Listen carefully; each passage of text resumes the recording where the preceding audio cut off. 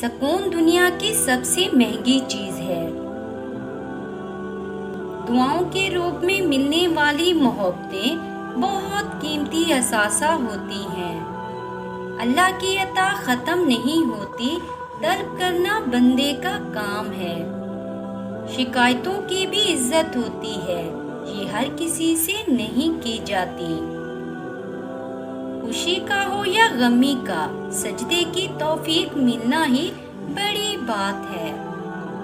معاشرے میں تبدیلی تب بھی ممکن ہے جب ہر شخص اپنی اصلاح میں لگ جائے۔ حق وہیں پر جتاؤ جہاں کسی نے حق دیا ہو۔